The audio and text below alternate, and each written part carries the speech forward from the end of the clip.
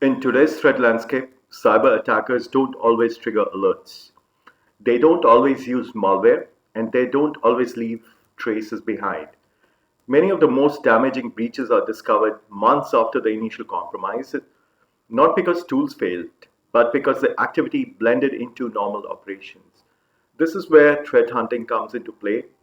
Threat hunting is a proactive cybersecurity tactical function focused on fighting threats that have already bypassed traditional defenses before they cause real damage. Hello, my name is Arun Variku, and I'm today going to give you a 101 on threat hunting. So, what is threat hunting? Threat hunting is a human driven, hypothesis based approach to detecting malicious activity inside an organization's environment. Unlike traditional security operations, which rely on alerts, rules, signatures, threat hunting starts with a different assumption. What if the attacker is already within your environment? Threat hunters actively search across different data sources to uncover stealthy intrusions, living of the land techniques, misused credentials, lateral movement, command and control activity, defensive invasion, as well as exfiltration of data. So it is very important to keep in mind threat hunting is not a random searching within your through your logs. It is not even searching for your indicators of compromise. It is looking at behaviors that threat actors use. It is a structured, repeatable process that is grounded in threat intelligence, adversary behavior, and an understanding of the organization's risk profile. Now, you may ask, how is threat hunting different from threat detection? To understand threat hunting, it helps to contrast it with traditional detection engineering. Detection answers the question, did something match a known bad pattern? Threat hunting asks what suspicious behavior might have existed that we don't know about within our environment. So the key differences are detection is reactive, hunting is proactive. Detection relies on indicators, signatures, and rules. Hunting is focused more on behavior.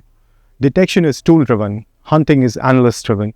Detection stops at alerts, whereas hunting drives discovery and learning beyond that.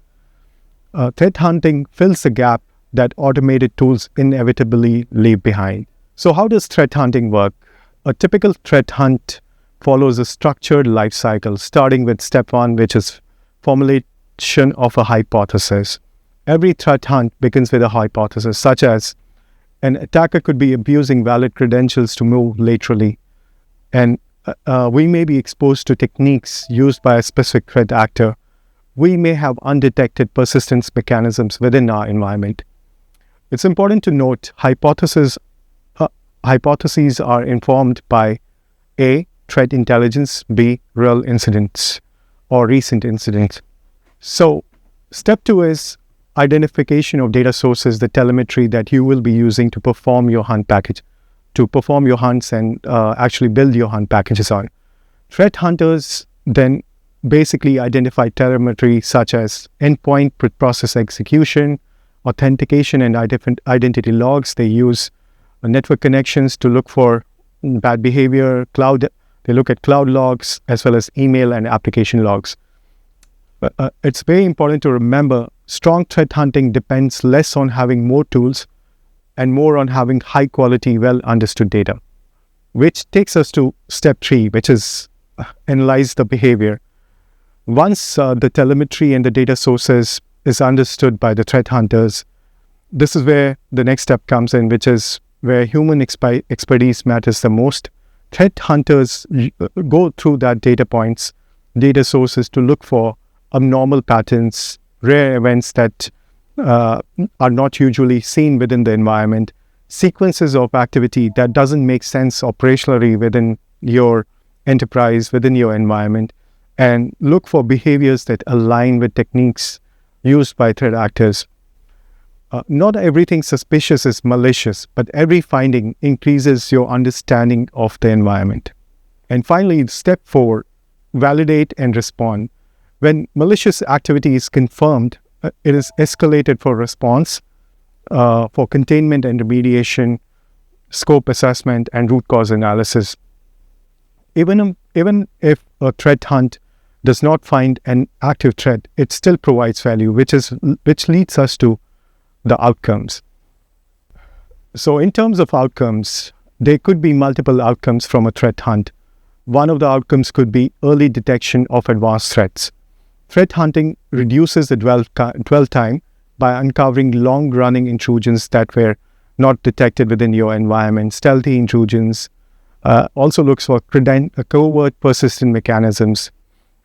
And this helps because finding an attacker early can mean the difference between a minor incident and a major breach. Outcome 2 could be stronger detection engineering. Every hunt generates new insights, gaps in your logging, data sources that have not been enabled, blind spots in coverage, behaviors that should be monitored continuously. These insights can then be converted into new detections, improved alerts, better security controls. In this way, hunting continuously strengthens and improves the security posture within your organization. Outcome 3, improved incident readiness.